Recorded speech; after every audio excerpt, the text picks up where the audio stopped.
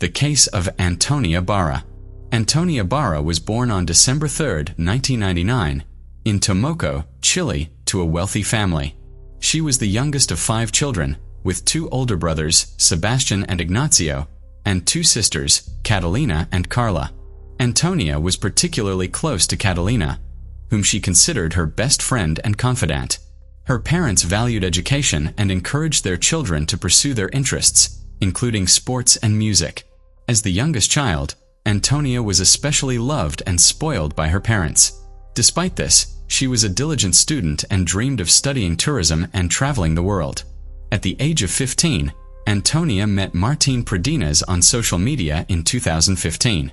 Martín was 8 years older than Antonia and lived in the same city. He was divorced and had a child from a previous marriage. Little is known about Martín's early life, except that he was born in February 1992 in Tomoko to Ivan Pronis and Paula Dare. When Martín was 20, he got a girl from his school pregnant, and to avoid scandal and punishment, he married her. However, the marriage ended shortly after the birth of their child. Martín and Antonia were acquaintances who knew each other from socializing with young people on social networks between 2015 and 2017. However, their relationship remained purely platonic. After Antonia graduated from high school and enrolled in university, she relocated to a different city, and they lost touch. At university, Antonia focused on her studies in the travel industry, formed new friendships, and explored new hobbies. Martín was no longer on her mind. During her breaks from university, Antonia would return to her hometown but primarily stayed in touch with her family, including her parents and siblings. During her time at university, Antonia developed a close bond with a fellow student named Consuela Herb, and they became nearly inseparable. She also started a romantic relationship with a student named Rodrigo Aguad, which lasted for approximately a year. However, they got into a dispute at the beginning of the new semester in September 2019 and decided to take a break from each other. Antonio had recently gone through a breakup and was feeling down. Luckily, the Chilean national holiday was just around the corner, offering a long weekend and a chance to take her mind off things. She and her best friend decided to attend an electronic music festival in the charming town of Pucón. They carpooled with 3 classmates, using Consuela's car.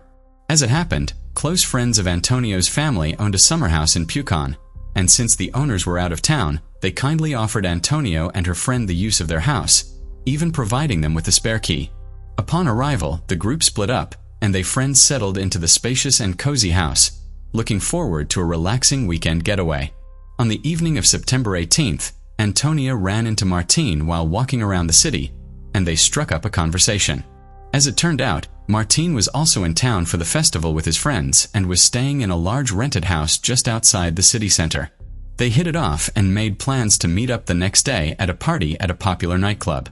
Antonia called her parents to fill them in on her plans, and her father warned her to be careful and not to drink too much.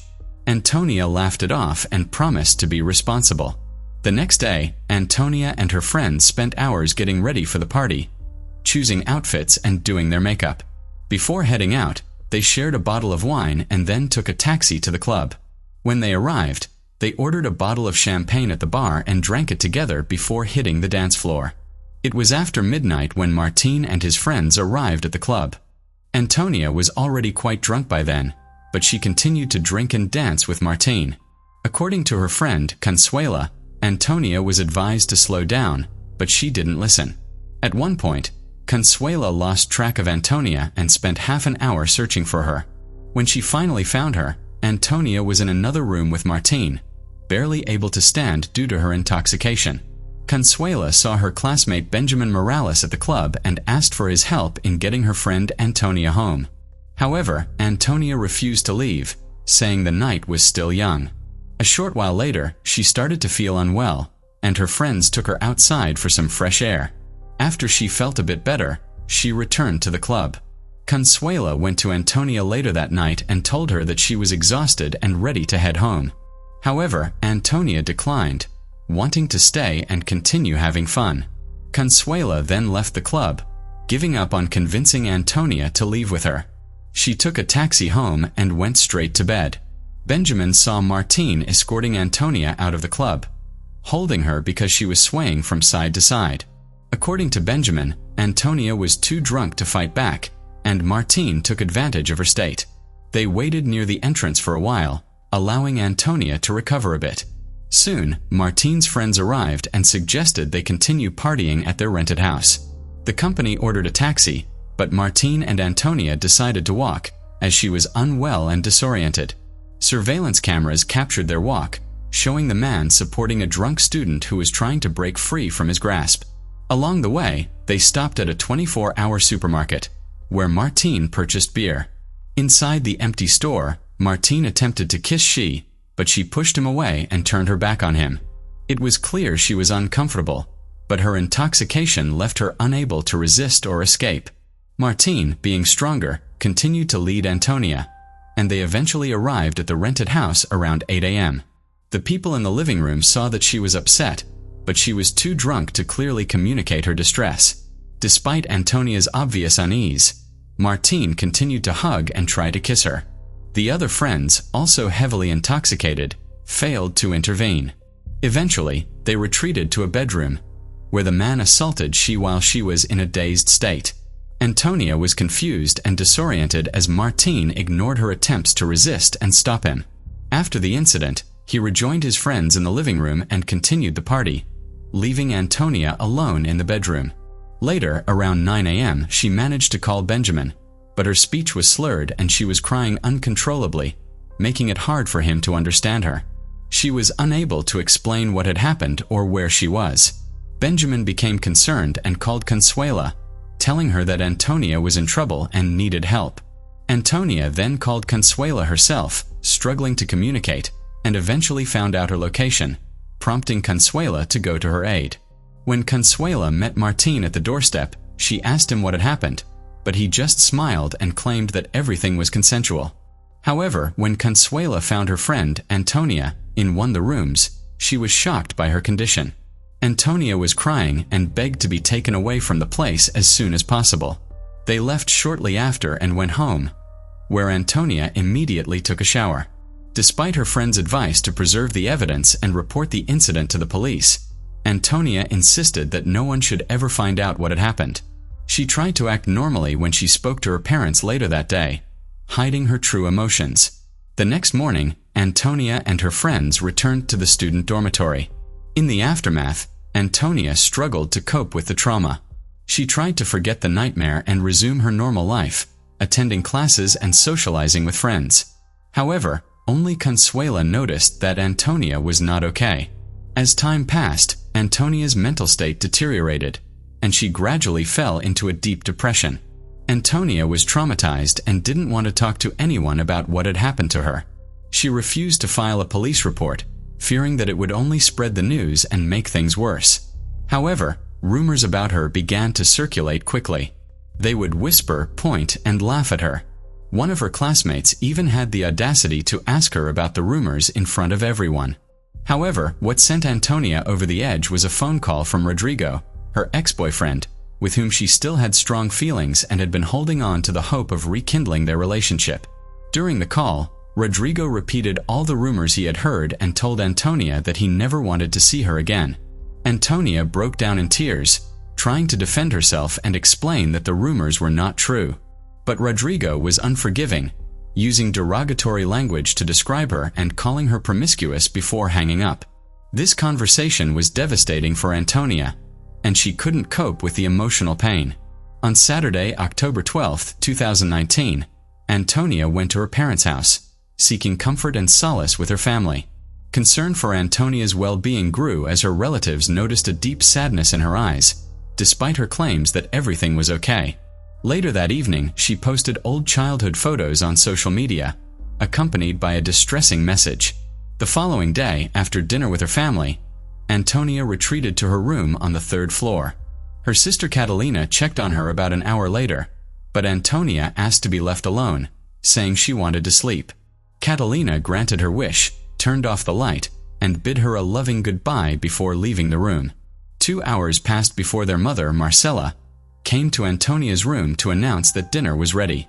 After knocking on the door with no response, Marcela entered the room and initially thought Antonia was asleep.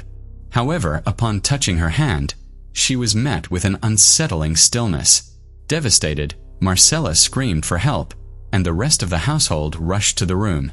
In a state of panic, they called for emergency services while attempting to revive Antonia on their own before medical professionals arrived.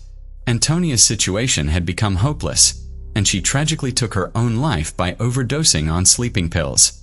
The investigation into her death and the first attempts to hold the perpetrator accountable began.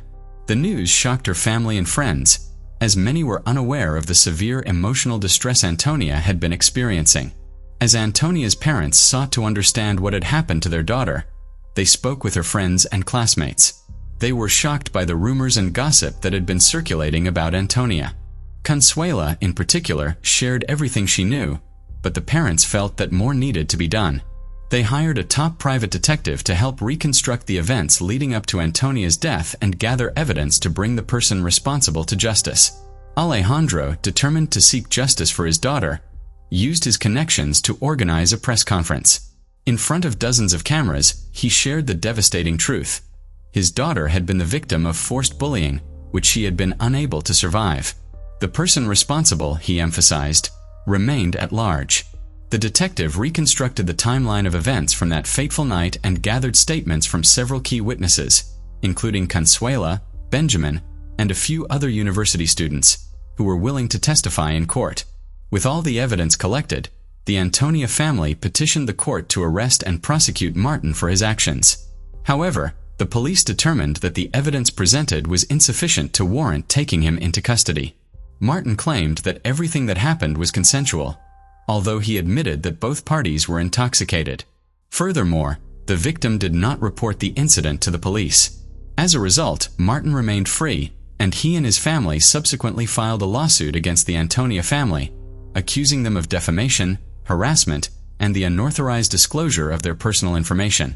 According to the Martin family, Antonia's relatives had slandered their son and brother Martin.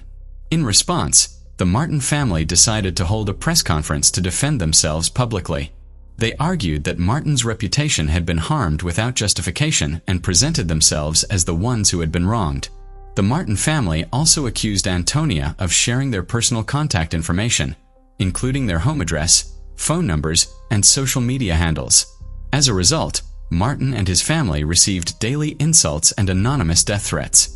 The Martin family maintained that Martin's guilt had not been proven and that everything had happened by mutual consent.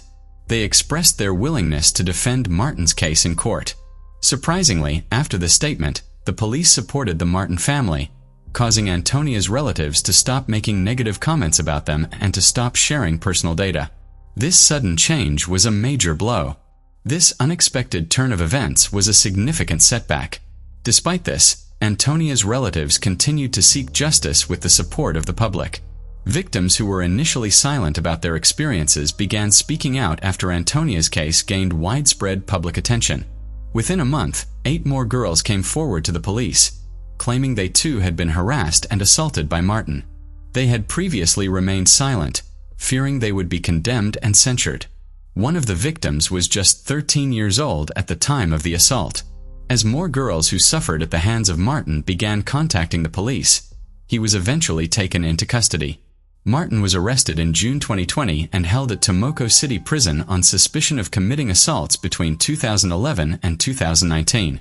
However, Martin was released on his own recognizance less than a month after his lawyer intervened and was allowed to remain free for the duration of the investigation. Furthermore, several lawsuits filed by the injured girls were rejected due to the statute of limitations having expired. There was a high likelihood that many cases would be disregarded. Out of 8 appeals, only 2 were registered by the court. The release of Martin from custody and the rejection of the victim's claims sparked widespread outrage. Protests and rallies erupted nationwide, with thousands demanding justice. In response, the prosecutor's office re-examined the case and pushed for a change in Martin's bail conditions, seeking to return him to custody. Meanwhile, the statute of limitations was lifted for all cases of violence committed by Martin. During his trial in February 2021, his social media messages were revealed, in which he boasted about his actions to friends. It was also discovered that Martin kept a collection of his victims' underwear at home, taken as trophies. This collection included items from victims who had previously reported him to the court, as well as a belonging of Antonia's.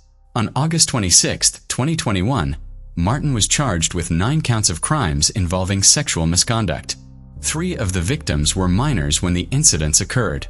The Antonia family appealed to the public to speak out against violence and bring those responsible to justice. The trial began in June 2022, allowing Martin's lawyers sufficient time to prepare.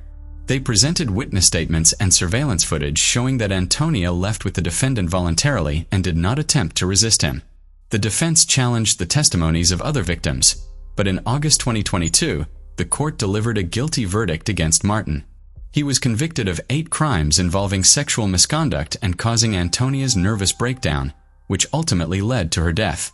Martin was sentenced to 20 years in prison.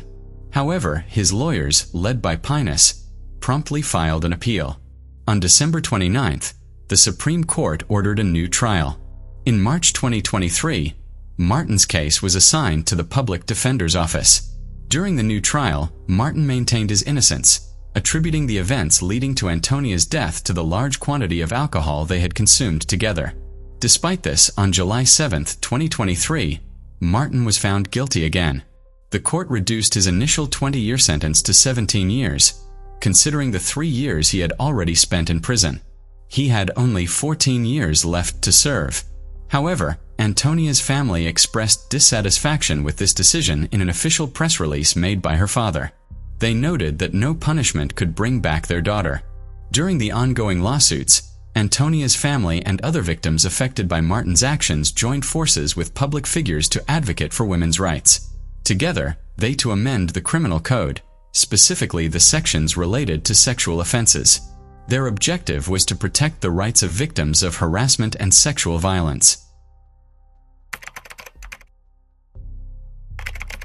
Case of John Thomas McGuire. Amanda and Anna Marie McClure were 2 sisters who lived in an orphanage. Living in an orphanage can be extremely challenging. You don't have a place of your own or time to yourself, and if you're unable to stand up for yourself, you're at risk of being bullied by kids who have been there longer. Typically, bullies target children who are loners. Sisters Amanda and Anna Marie McClure were luckier than most, because they can always protect each other. They feel comfortable being around each other and don't try to make friends with anyone. Unfortunately for Anna Marie and Anna Marie, their family secret is about to be revealed. Their father, Larry, has been convicted and imprisoned, and this news has been widely broadcast on television by various news sources. One day, the McClure sisters, Amanda and Anna Marie, helped a new girl named Meredith who was being bullied. Meredith had been living with her mother, who was addicted to drugs. After her mother's death from an overdose, Meredith was too afraid to call for help and stayed with her mother's body for a few days. It wasn't until a friend visited and found her mother's body that emergency services were called. Meredith soon became friends with the McClure sisters, and the 3 of them had a lot of fun together. Amanda and Anna Marie never told anyone why they were living in an orphanage. And when Meredith asked, Anna Marie made up a story about their father being a police officer who died while on duty to catch a dangerous criminal. Meredith was so impressed with Anna Marie's story that she told it to the other children at the camp. Overnight, the McClure sisters became heroes and were admired by everyone. Most of the kids in the shelter had parents who had died from substance abuse or were in prison, so the McClure sisters' story made them stand out in a positive way. The sisters' secluded life at the orphanage came to an end when all the children wanted to befriend them. However, this marked the beginning of a difficult period in their lives. A heartbreaking truth comes to light. Their father, presumed dead, is actually alive and serving a prison sentence for violence and sex crimes he committed against minors. The sisters' lives became a nightmare, however. They got a second chance when 2 different families decided to adopt them. This meant they would be living apart and their bond was eventually broken. Amanda, who had previously worried her adoptive parents. They were worried that she would be single forever, and that not having a biological family had a profound effect on her mental health. Amanda's adoptive parents were relieved to learn that she was in a serious relationship with a man named John Thomas McGuire, who was 38 years old. This would be his second marriage, and he had 2 sons from a previous marriage. What reassured them even more was that John seemed to be a perfect partner and always supported her. He also had a friendly relationship with his ex-wife, which was a good sign for Amanda's future with him. After serving his sentence, Larry McClure was pardoned and settled in Virginia. His first priority was to find his daughters.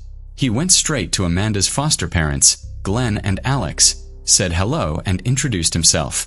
He asked to see Amanda and requested her contact information, including her address and phone number. Although Larry appeared disheveled and intimidating, with deep wrinkles and dark circles under his eyes, he didn't seem intoxicated. However, his behavior was not quite right.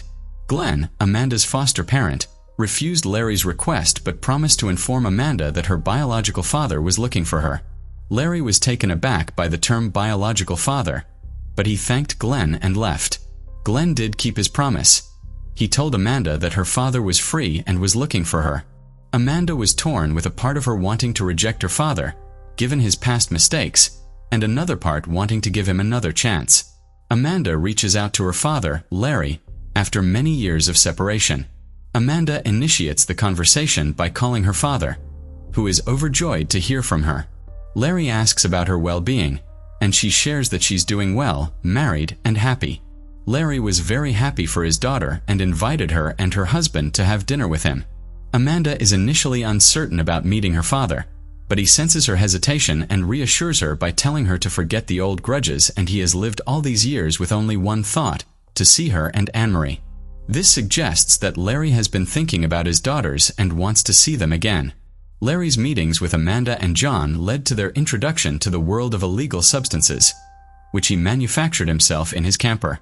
Initially, their financial situation was stable, but Larry manipulated them into funding his substance production. As their addiction deepened, they both lost their jobs. Larry persuaded John to register as a drug addict to receive $180 in state assistance. However, this amount was insufficient to support their habit, and Larry continued to exploit them for money. Meanwhile, Larry met Anne-Marie and repeated the same pattern, getting her hooked on substances and taking her money.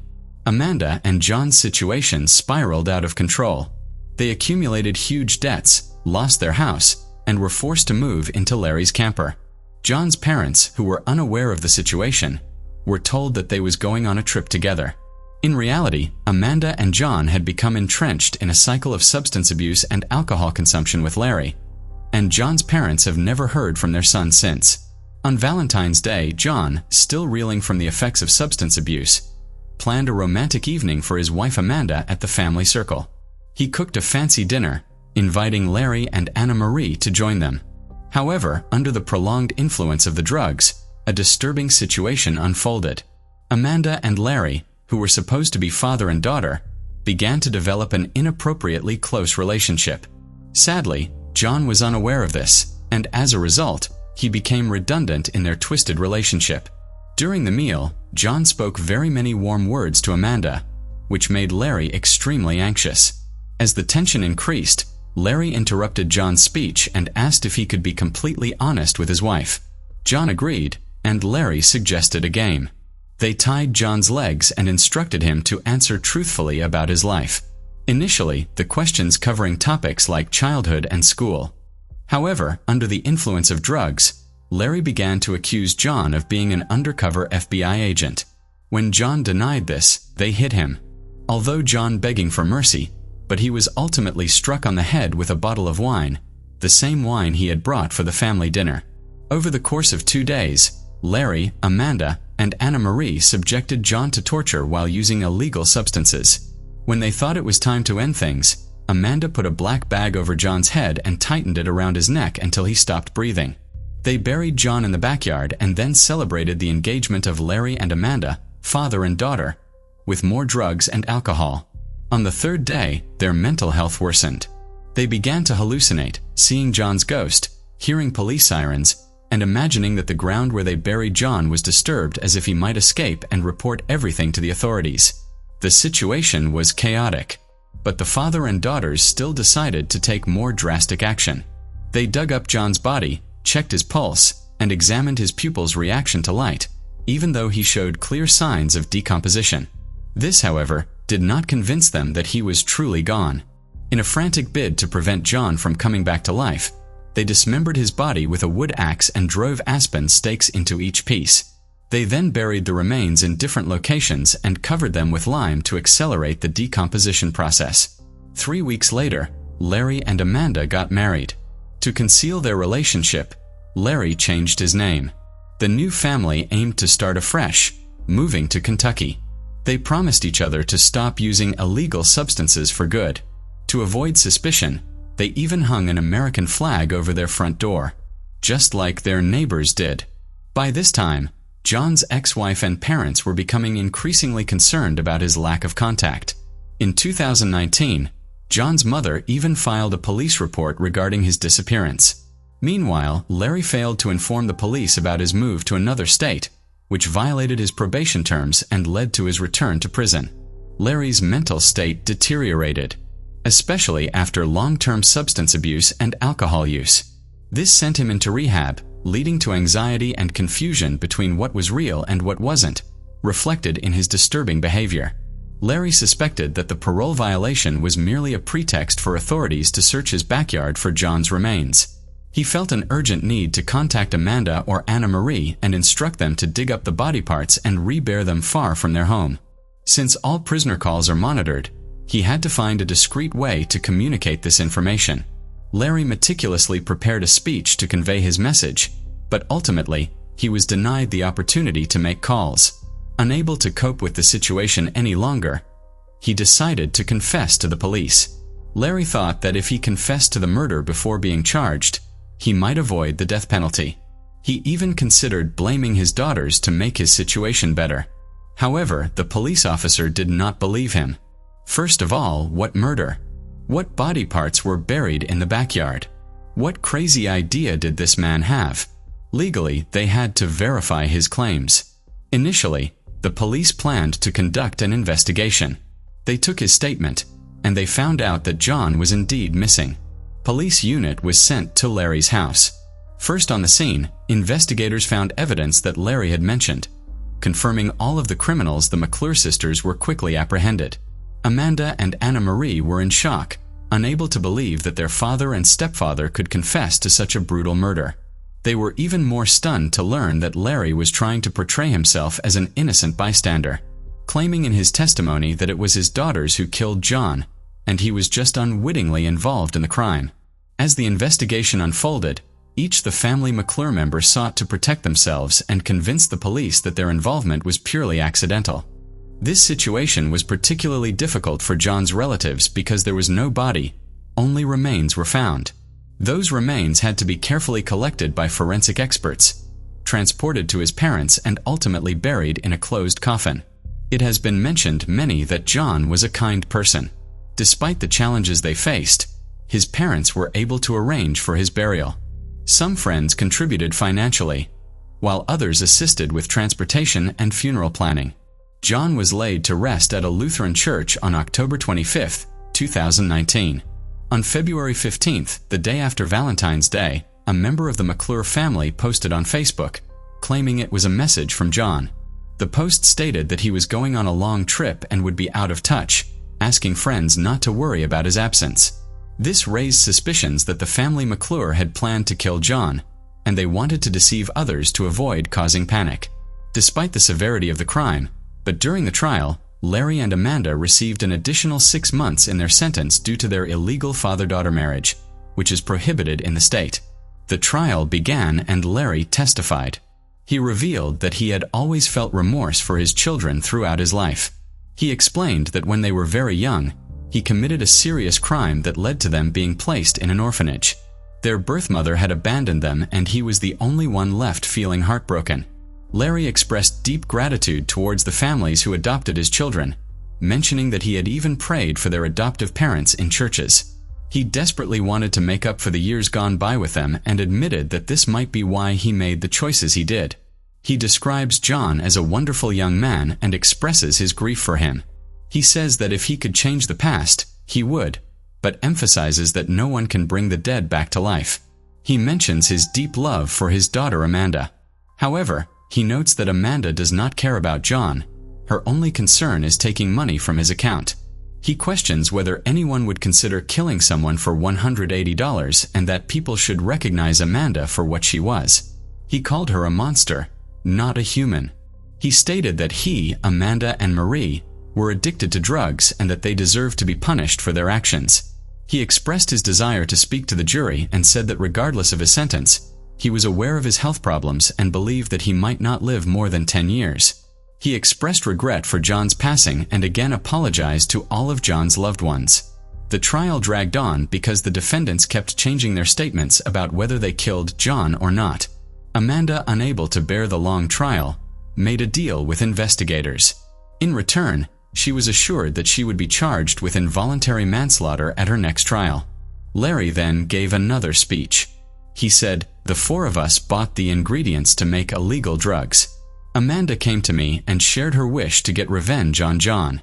The reality is that John, while high on drugs, assaulted Anna Marie, which led to her becoming pregnant. For me, I needed to regain my daughter's trust after years apart. I felt I could not refuse their demands. I often blamed myself for what had happened and thought about ending my life. But I wondered, why should I suffer when this crime was committed by them?" After Larry's speech, it was John's family's turn to speak.